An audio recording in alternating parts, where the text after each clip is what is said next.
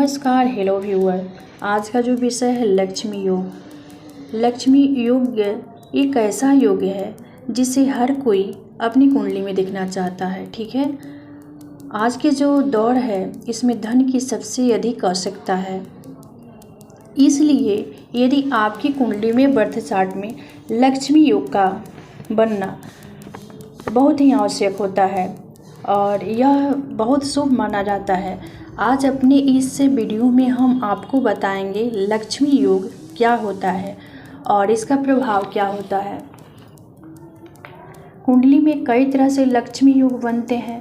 मुख्य रूप से यह 5 तरह के होते हैं, जो कि इस प्रकार है, आप सभी स्क्रीन पर देख सकते हैं। पहला जो होता है लक्ष्मी योग, दूसरा महालक्ष्मी योग, तीसरा श्री लक्ष्मी योग, चौथा अष्टलक्ष्मी योग, पांचवा नवलक्ष्मी योग। ठीक है, और इस चीज़ को और स्पष्ट करके इसको परिभाषित करके यहाँ पर हम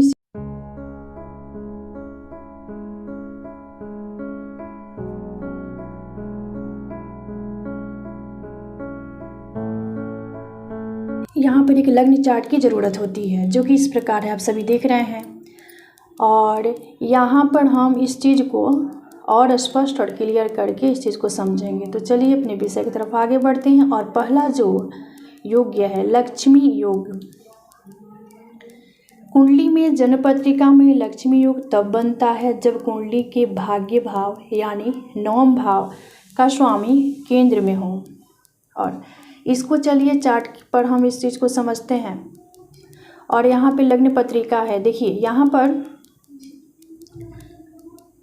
मान लीजिए कि नवम भाव, जैसे प्रथम भाव बर्थ चार्ट में जो लग्न होता है प्रथम भाव होता है, वहाँ से हम एंटी क्लॉक जाएंगे 9 भाव आगे, वही हमारा नवम भाव होता है। और नवम भाव के स्वामी केंद्र में स्थित हों, उनका प्लेसमेंट जो है केंद्र में हो। केंद्र यानी प्रथम भाव, चतुर्थ भाव, सप्तम भाव, दशम भाव। और इसके साथ कुछ शर्त है, कैसे प्लेसमेंट हो उनका। मित्र राशि, स्वर्ण राशि, उच्च राशि और मूल त्रिकोण में हों, मूल त्रिकोणस्थ हों। और देखिए, किसी चीज़ को कुंडली में बर्थ चार्ट में फलित होने के लिए लग्न और लग्नेश का मजबूत और बलाबल और उनका स्ट्रेंथ और पावर देखना बहुत ज़रूरी होता है। इसी पे डिपेंड है। ठीक है, क्योंकि हम बहुत सारी कुंडली में बर्थ चार्ट में देखते हैं कि यहाँ पे बहुत राज्यों का निर्माण हो रहा है लेकिन फलित नहीं हो रहा है। इसका वजह यही होता है कि वहाँ पे लग्नेश कहीं ना कहीं बलहीन होते हैं। सीधे तौर पर देखा जाए तो कुंडली के त्रिकोण भाव को हम लक्ष्मी का स्थान कहते हैं, जबकि केंद्र को विष्णु। जब केंद्र और त्रिकोण के बीच संबंध बनता है तो स्वाभाविक है कि इससे जातक को लक्ष्मी का कृपा जरूर प्राप्त होती है। यह एक योग जिसकी भी कुंडली में बनता है वह भाग्यशाली होता है और उसके जीवन में कभी भी धन्य धान की कमी नहीं होती है।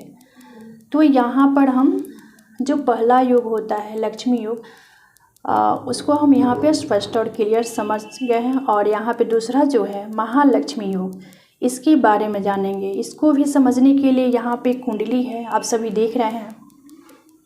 जैसे कि यदि कुंडली की लग्न भाव, प्रथम भाव जो होता है वह लग्न भाव होता है, लग्न भाव के स्वामी त्रिकोण भाव में स्थित हो, यानी उनका प्लेसमेंट त्रिकोण में हो। त्रिकोण भाव आप सभी जानते हैं पंचम भाव। लग्न भाव से हम एंटी क्लॉक 5 भाव आगे जाएंगे, पंचम भाव, और 9 भाव आगे जाएंगे, 9 भाव। यह दोनों भाव जो होता है वह त्रिकोण भाव होता है। तो यहाँ पर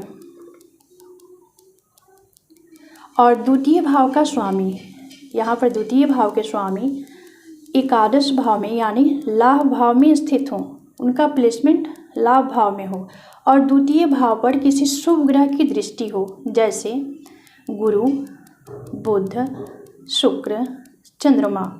तो यहाँ पर महालक्ष्मी योग का निर्माण होता है। और इस योग के बनने से जातक को कभी भी आर्थिक समस्याएं नहीं होती है। और कभी भी धन्य धान की कमी नहीं होती है। ठीक है, उसके बाद तीसरा जो योग है श्री महालक्ष्मी योग। यह योग को समझने के लिए हम यहाँ पे एक पत्रिका लग्न चार्ट है यहाँ पर, जो कि इस प्रकार है, आप सभी देख सकते हैं इसको। इस चीज़ को स्पष्ट और क्लियर करने के लिए हम चार्ट के माध्यम से इस चीज़ को समझेंगे। यह योग सबसे कम कुंडली में देखने को मिलती है, लेकिन जिस भी जातक की कुंडली में होता है वह महाधन्यवान होता है। यानी यह योग थोड़ा सा डिफ़िकल्ट होता है और मुश्किल होता है। ठीक है, और यह योग तब बनता है जब दोनों त्रिकोण के स्वामी केंद्र में बैठे हों। आप सभी जानते हैं पंचम नवम भाव के जो स्वामी हैं, त्रिकोण भाव के स्वामी, पंचम भाव में जो राशि है, नवम भाव में जो राशि है, यहाँ पे चार्ट पे आप फोकस कीजिए, और दोनों का स्वामी केंद्र में स्थित हो, यानी उनका प्लेसमेंट केंद्र भाव में हो। केंद्र भाव यानी प्रथम भाव, चतुर्थ भाव, सप्तम भाव, दसम भाव, और उस पर 3 शुभ ग्रहों की दृष्टि पड़ रही हो, यानी बुध, गुरु, शुक्र, चंद्रमा की दृष्टि पड़ रही हो, और इस योग का निर्माण होता है। और लेकिन यहाँ पे 3 नहीं 2 ही ग्रह की दृष्टि पड़ रही है, एक ही ग्रह देख रहे हैं, कोई शुभ ग्रह की दृष्टि पड़ रही है, तो यह योग फलित होगा। ठीक है, इसके बाद चौथा जो है अष्टलक्ष्मी, कहने से ही प्रतीत होता है। अष्टलक्ष्मी योग, यह योग कुंडली में तब बनता है जब कुंडली के षष्ठ भाव में राहु का प्लेसमेंट होता है, यानी षष्ठ भाव में राहु ग्रह स्थित होते हैं। जैसे कि हम प्रथम भाव से एंटी क्लॉक जाएंगे 6 भाव आगे तो षष्ठ भाव होगी, और षष्ठ भाव में जब भी राहु का प्लेसमेंट होता है, और यहाँ पर गुरुदेव जो हैं इनका प्लेसमेंट केंद्र में कैसे गुरु हों, स्व राशि, मित्र राशि और उच्च राशि और मूल त्रिकोण राशि में इनका प्लेसमेंट हो। तो राहु जब भी, जैसे गुरु का प्लेसमेंट केंद्र में है, लेकिन वो उनको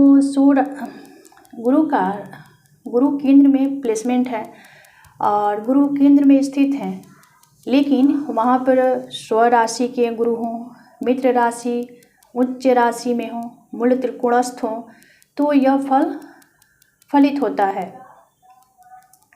राहु षष्ठ भाव में यदि उच्च का हो तो यह योग और फलित होता है, और भी फलित हो जाता है।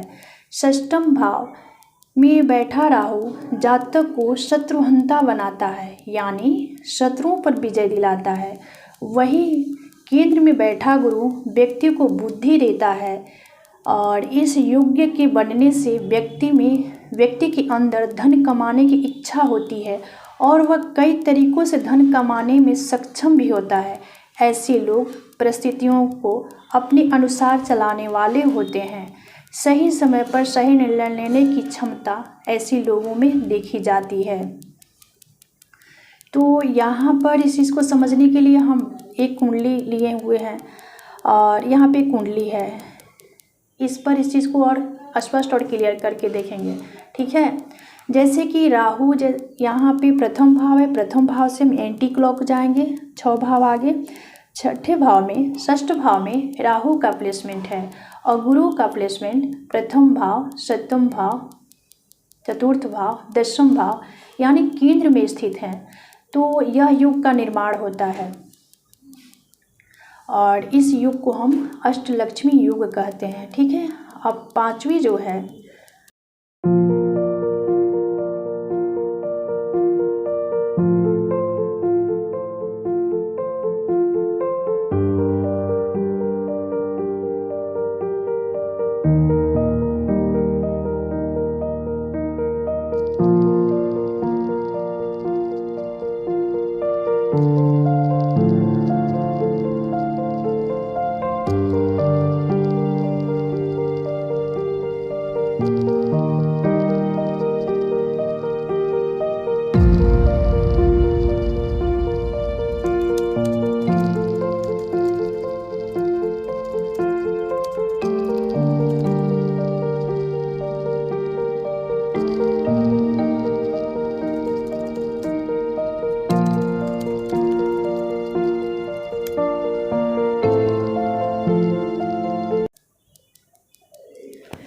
देखिए 5वीं जो है नवलक्ष्मी योग, इस योग को समझने के लिए यहाँ पर एक कुंडली है और इस कुंडली पर ही हम स्पष्ट और क्लियर करके समझ सकते हैं। तो चलिए, यहाँ पर नवलक्ष्मी योग, यह योग तब बनता है जब एकादश भाव के स्वामी केंद्र में स्थित हो, यानी यह कुंडली है, बर्थ चार्ट है, इसे प्रथम भाव से एंटी क्लॉक हम जाएंगे और एकादश भाव तक जाना है और यही लाभ भाव है और इनके जो स्वामी हैं वह केंद्र में स्थित हों। केंद्र यानी प्रथम भाव, चतुर्थ भाव, सप्तम भाव, दसम भाव, यहीं पर इनका प्लेसमेंट है और यहीं पर इनका प्लेसमेंट हो और इसके साथ एकादश भाव के स्वामी एकादश भाव पर दृष्टि डाल रहे हैं, यानी एकादश भाव को देख रहे हैं और इसके साथ ही लग्नेश भाग्य भाव में हों और नवम भाव का स्वामी नवम भाव में ही स्थित हों। यानी देखिए, लग्नेश जो है प्रथम भाव के स्वामी है, प्रथम भाव में जो राशि है इसके जो स्वामी हैं वह नवम भाव में है और नवम भाव में हों और नवम भाव का स्वामी पहले से ही इनका प्लेसमेंट नवम भाव में है, तो इस योग का निर्माण होता है। ठीक है, थोड़ा सा भी योग बनने में मुश्किल होता है, लेकिन किसी न किसी पत्रिका में देखने को अवश्य ही मिलता है और बहुत ही कम और किसी की कुंडली में यह योग देखने को मिलता है। लेकिन जिस भी जातक की कुंडली में यह योग बन जाता है वह राजा के समान जीवन जीता है, माता लक्ष्मी का उसे हमेशा सहयोग मिलता है और ऐसे लोगों को धन्य की प्राप्ति के लिए बहुत अधिक मेहनत नहीं करनी पड़ती है और यह योग सबसे शुभ लक्ष्मी योग में होता है। और जिस भी जातक की कुंडली में, जिस भी जातक या जातिका के बर्थ चार्ट में यह योग होता है वह निश्चित ही महाधनी होता है। ठीक है, तो आज का विषय यहीं समाप्त होता है। मिलते हैं अगले वीडियो में एक नए विषय वस्तु के साथ। तब तक के लिए धन्यवाद, नमस्कार।